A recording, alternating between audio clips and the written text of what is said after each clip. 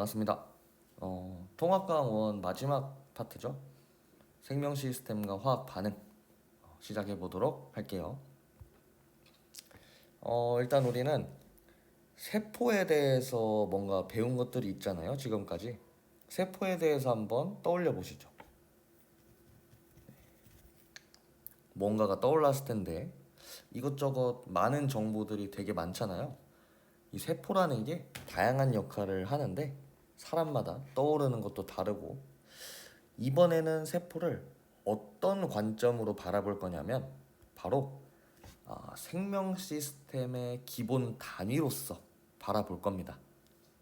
그래서 이 생명 시스템이 세포라는 기본 단위를 통해서 어떻게 구성이 되고 어떤 역할을 하고 그 안에서 어떤 일들이 일어나는가, 이런 거에 대해서 한번 알아볼 겁니다. 자, 일단 세포들이 그 생명 시스템의 기본 단위라 했잖아요. 기본 단위들이 쌓이면은 결국 생명 시스템이 되겠죠. 그 쌓이는 과정에서 순서가 있습니다. 세포였다가 그 다음 조직이 되고요, 기관, 기관계, 개체, 이런 식으로 점점 구성 단계가 커집니다. 이거는 동물에서의 구성 단계고요. 이 친구들의 각종 예시, 이런 거를 좀 연결을 할 수 있어야 합니다.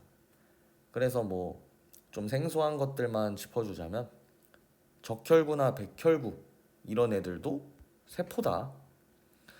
뭐 위, 눈, 코, 입, 이런 애들이 기관이다. 이렇게 좀 기관이면은 위, 뭐 눈, 이런 거 떠올릴 수 있어야 합니다. 그 다음 동물 했으니까 식물도 한번 알아보죠. 식물은 세포, 조직, 조직계, 기관, 개체 순서로 가는데 동물이랑 좀 다릅니다. 동물은 세포 조직까진 맞아. 근데 세포 조직에서 기관으로 갔었죠. 그 다음에 기관계가 되고 개체가 됐었단 말이야. 근데 식물은 다릅니다. 동물하고 식물의 이 구성 단계 순서가 다르다는 거 인지해 주시고요. 식물에서는 어떤 조직이면 어떤 게 있고, 조직계는 어떤 거고, 기관은 어떤 게 있고, 이런 거를 떠올릴 수 있어야 합니다. 예를 들어서 뭐 물관 조직이다, 체관 조직이다, 이런 약간 관 같은 애들이 합쳐진 게 관다발 조직계가 되는 거고, 관다발 조직계, 표피 조직계, 이런 애들이 합쳐져서 뭐야? 잎이라는 기관이 되고, 이런 식으로 각각 매칭할 수 있어야 됩니다. 그 다음 그러면은 이런 동물, 식물, 생명 시스템이 왜 다른가? 이 이유가 바로 세포부터 다르기 때문에. 세포가 생명 시스템의 기본 단위라 했잖아요. 이 기본 단위부터 다르니까 당연히 위도 다르겠죠. 그런 이유에서 달라지는 겁니다. 그래서 도대체 어떻게 다른지 한번 알아보죠. 결정적으로는 요 세포 소기관이라는 특수한 기능을 가진 각각의 세포 구조가 서로 차이가 있습니다. 세포 안에 기관들이 각각 역할을 수행하는 기관들이 조금씩 다르다, 이렇게 생각을 해주시면 될 것 같아요. 그러면 어떤 것들이 있는지 한번 비교를 해보죠. 일단 여기 있는 4개는 동물, 식물 다 있습니다. 한번 설명해 볼게요. 핵, 여기 가운데 있는 보라색, 이 친구가 핵입니다. 우리 핵 하면은 핵 안에 유전 정보, 뭐 DNA 같은 거 존재하고, 얘네들이 뭐 유전자 복제 막 이런 거 하면서 세포 분열하는 거 떠올릴 수 있죠? 그래서 뭐 DNA가 있고 생명 활동을 하는구나, 이렇게 연결을 해주시면 됩니다. 그 다음 여기 보라색, 진짜 작은 동그라미들, 이게 보일라나 모르겠는데 조그만 애들, 얘네들 각각이 라이보솜이라고 부르거든요. 얘네들은 유전 정보를 바탕으로 단백질을 합성한다. 네. 그리고 소포체, 여기 핵 주위에 붙어 있는 있죠. 이 소포체는 뭐냐? 소포체는 물질의 이동 통로, 물질의 간단한 합성 이런 거 하는 장소를 제공을 해줍니다. 그다음 골지체입니다. 여친구, 여친구. 골지체 뭔가 보니까 되게 얇은 막처럼 생겼죠? 이렇게. 저 얇은 막으로 이 세포 안에 있는 물질을 잘 감싸가지고 세포 밖으로 분비를 하거나 뭐 잘 감싸니까 물질을 살짝 변형해 주는 거죠. 그래서 뭐 물질의 변형이나 분비 뭐잘 감싸가지고 세포 밖으로 보내거나 다른 세포 소기관으로 이동을 할 때 이동을 하게끔 도와주거나 이런 역할을 해줍니다. 이 친구들은 뭐다? 동물, 식물 세포에 다 있다. 그다음 마이토콘드리아입니다. 이 친구도 다 있어요. 식물 세포, 동물 세포 다 있는데 뭐라냐? 세포밥입니다. 우리가 밥을 먹죠. 우리 몸 안에 들어온 에너지원을 사용을 해가지고 에너지, 우리 생명 활동에 사용하는 에너지를 만드는 세포업을 하고요. 엽록체, 엽록체는 굉장히 유명하죠. 광합성하는 친구. 광합성을 우리 동물이 합니까? 못하죠. 못한 이유는 엽록체가 동물엔 없거든요. 식물에만 있으니까 식물만 광합성을 한다. 그다음 세포막입니다. 세포막은 다 있겠죠. 세포막이 없는 세포는 없습니다. 세포막 다 있고요. 그럼 세포벽, 벽은 식물에만 있다. 벽은 잘 기억해 주시고 그 다음에 액포입니다. 액포는 동물이 원래 없다 막 이런 식으로 얘기를 했었는데 왜 동물에도 동그라미가 있냐면은 이 액포가 굉장히 작게 있답니다. 동물에도 동물 세포에도 굉장히 작게 있기 때문에 이제 없다고 하긴 좀 그렇잖아요. 그래서 있는데 굉장히 작다 이렇게 생각을 해주시면 될 것 같아요. 어쨌든 둘 다 있다는 거, 둘 다 존재한다. 네, 이렇게 생명 시스템이 어떻게 이루어져 있고 구성 단계 어떻게 되는지에 대해서는 알아봤고요. 그렇다면 우리 몸 안에서 생명 시스템 안에서 어떤 일들이 일어나는가에 대해서 생각을 해보죠. 우리 몸 안에서 뭔가 일이 일어난대. 일이 일어난다는 거는 세포 안에서 뭔가 반응을 한다는 거죠. 뭔가 반응을 하니까 일어나는 거죠. 서로 만나서 반응을 안 하면 그냥 아무 일도 안 일어나잖아요. 뭔가 반응을 하겠죠. 이 세포 내에서 화학 반응하는 거를 통틀어 가지고 바로 물질 대사라고 부릅니다. 세포 내에서 화학 반응이 일어나 그거는 물질 대사라고 부르고요. 이 물질 대사가 일어날 때는 효소라는 친구가 항상 관여를 합니다. 이 효소는 어떤 역할을 하냐면 바로 생체 촉매 역할을 해요. 촉매가 뭡니까, 우리? 뭔가 반응이 잘 일어나게 해주는 이런 애들을 촉매라고 했었잖아요. 바로 우리 몸 안에 있는 촉매, 이런 거를 바로 효소라고 부릅니다. 자, 이 물질, 세포 내에서 일어나는 화학 반응을 두 가지 경로로 구분을 하는데 첫 번째는 동화작용이고요. 두 번째가 이화작용입니다. 동화작용은 간단하게 생각을 해보면 자, 작은 애가 큰 애가 되는 거, 작은 애가 큰 애가 되는 게 동화작용이고요. 이화작용은 큰 애가 작은 애로 분해되는 거, 이게 이화작용입니다.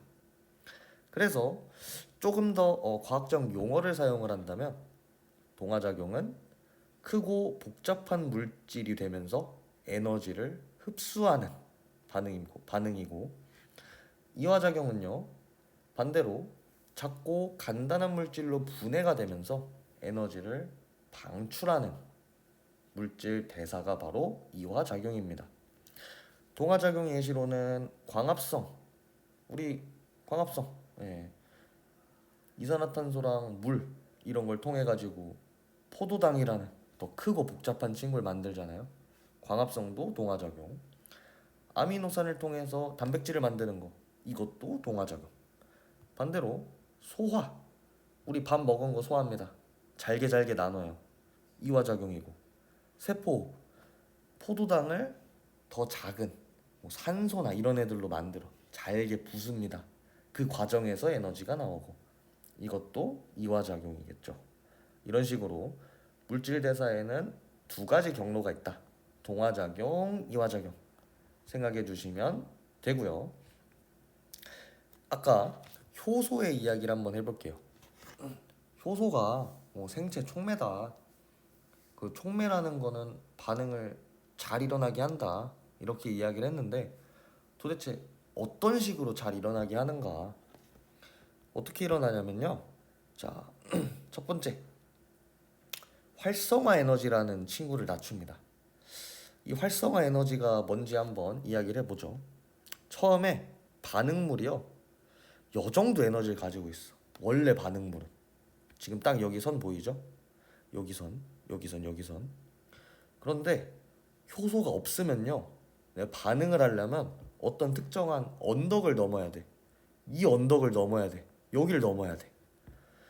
많은 에너지를 필요로 해요. 이 언덕을 넘기 위해서는. 그런데 만약에 효소가 있으면요. 여기까지만 올라가도 반응이 일어나는 거야. 이게 활성화 에너지입니다. 반응물과 그 반응을 하게 되는 지점에서의 에너지. 이 언덕에서의 에너지. 그 차이를 활성화 에너지라 하는데 효소가 있으면 이 활성화 에너지가 낮아지니까 언덕이 슉 하고 금방 넘어갈 수 있죠. 원래는 이렇게 열심히 올라갔는데 이제 살짝만 올라가도 바로 된다. 이렇게 해가지고 반응을 잘 일어나게 효소가 만들어준다. 이렇게 이해를 하시면 됩니다. 그리고 하나 더 얘기하자면 이 효소는 주성분이 단백질이다. 이런 것도 한 가지 기억을 해주시면 특징으로 기억해 주시면 좋을 것 같네요. 자, 마지막인데 효소가 그럼 어떻게 작용을 하냐? 이거에 대해서 조금 설명을 해볼게요.